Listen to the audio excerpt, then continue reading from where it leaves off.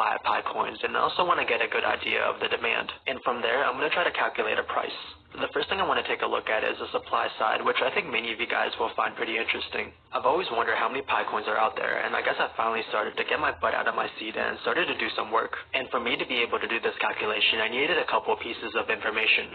This included things like the historical mining rates on the Pi network, the date of all the times the mining rates have been reduced, and also the max number of users before the mining rates are reduced. This is all going to help me estimate the total number of Pi coins mined on the network. And it's actually a pretty simple calculation if you really think about it. And I don't really plan on doing anything fancy in this video. All I need to do is some simple multiplication and also division. And to give you guys an example, let's try to estimate the total number of Pi coins mined before the network hit 10,000 users. And all I need to do here is multiply 10,000 users by 3.1 pi to figure out how much they're getting per hour, which turns out to be around 31,000 pies, and then we multiply that by 24 to represent a day. From this, we can see that there's about 744,000 coins that are mined on the network every single day. And once we have that information, all we need to do next is multiply that number by the number of days before the network hit 10,000 users. And this turned out to be 69 days since the project started on March the 14th, 2019, and finally hit 10,000 users on May the 22nd. And the only thing we need to do now is multiply the number 69 by the number of pies earned per day. And that's actually going to give us a total supply of 51,336,000 coins during this period. Now, if you've been following along with this video, I hope you realize the problem with this calculation. It pretty much assumes that 10,000 people were mining every single day from the start of this project until May the 22nd. Now, we know this is not true because the network didn't start with 10,000 people. Instead, it was a gradual growth over a long period of time. But for the purpose of this video, we're just going to assume that this is the case. One of the reasons we have to use this is we simply don't have the data. I don't have data on the total number of users every single day. And I also don't think this is a huge problem because it pretty much overestimates supply, meaning that this is pretty conservative, and we're also going to get a price that's much lower than reality. And if you guys remember anything from your accounting class, it's good to be conservative, since the price of a Pi coin might be much higher than what we will estimate in this video. So after finishing this, we basically have the total number of supplies for the first 69 days. And after this, we're pretty much going to repeat this process for every single day until December 31st, 2021.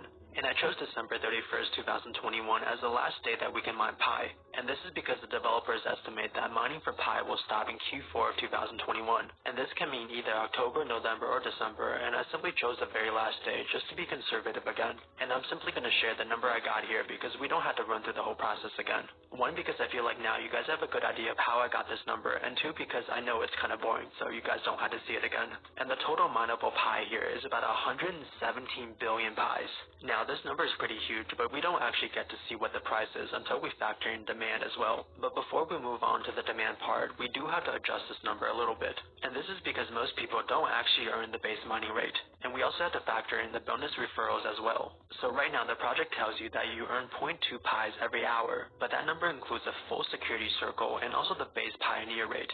But we know that not everybody is going to have their security circle filled. And what I did here was assume that everybody on the network was going to refer one other person. And this is because everybody on the network had to be referred by another person. So it made sense to me that we should factor that into our calculation. And you can see in the example box right here that this basically gave us a mining rate of 0.21, or basically 105% of the original base mining rate. And what I did after was simply multiply 105% by our total mineable Pi of 117 billion. Now, I know this is not perfect, but I thought it would be good for a YouTube video, and also the fact that it's actually really simple to apply. The last thing we have to do here is guesstimate the inactivity on the network and also how much the developers are getting as well. So I noticed that about 33% of my network is inactive at a given time, and this is going to drop the total supply to about 82 billion coins. And after this, I'm going to assume that the developers here are going to receive 1% of that 82 billion.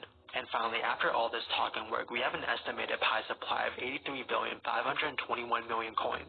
Now, I think this is the boring part of the video, and now we get to the fun stuff. Once we finish estimating the supply, we also have to get the demand. And I'm going to be honest here because getting the demand is not simple, and it's hard to find a number for that. And for the purpose of this video, I used a pretty simple method. I pretty much assume that demand is the ratio between price and supply of a cryptocurrency. And to show you guys what I mean, let's take a look at Stellar for a second. Stellar has a price of 46 cents right now, and it also has a supply of 22.4 billion. And if you divide the two numbers, it'll give you this ratio right here. And what I'm doing here is pretty much assuming that the Pi coins will have the same ratio. And if we simply cross multiply, you can see that we would actually get a price for Pi of $1.70. Now, I do want to preface that this is by no means completely accurate. And if this was a real project that I had to do for work, I would never ever submit something like this. But I do want to say that I think this is pretty fun to take a look at. And for the purpose of this video, and pretty much for the fun of it, I also used the price to supply ratio for things like Bitcoin and also XRP. And this will give us a price of $1 and also $215 million. If you guys have a better way to estimate demand, please let me know. I know there's probably a better way to do this, but I just can't think of it right now. And for this video, I'm just going to use the number I got from comparing Stellar to Picoins. You can see that this is pretty close to the price that we get if we visit this website. Now, I'm not exactly sure how this price is determined, but it seems like people are already trading Picoins, or at least speculating on its future value. And let's use this number to see how much everybody will be able to get after the coins are released. What we see so far is that the average person should have around 835 coins. And this is because there should be around 83.5 billion coins. And there also should be around 100 million users, which gives us an average pie per person of 835 coins. And this means that the average person should be able to receive about $1,431. But once we move up, this gets more and more crazy. 1,000 coins will get you $1,713. 10,000 coins could potentially get you $17,130. 100,000 coins can get you $171,000. And 1 million coins can potentially get you $1.7 million. And if you guys remember the developer's portion of the supply, which is around 826 million, this would be able to net them around $1.4 billion. Now, take this whole video with a grain of salt, because all of this is based on estimates and a lot of assumptions. But like I said, it's pretty cool to think about. But do realize that I made a lot of assumptions in this video, like the demand equals the proportion of price over supply, or that Pi mining will stop at 100 million users, and also on December 31st, 2021. Lastly, also the dropout rate, along with so many different things in this calculation. Now, I don't think any one of us knows exactly what will happen, including the developers here. But I don't think this whole project is really labor intensive, and it doesn't cost us anything on our part. Instead, all we need to do for this is press a simple button every 24 hours. All we can really do is hope and see, and for some reason, I have some pretty good feelings about this project. I'll make sure to release more videos about the Pi network in the future. I hope you guys enjoyed the video so far. Make sure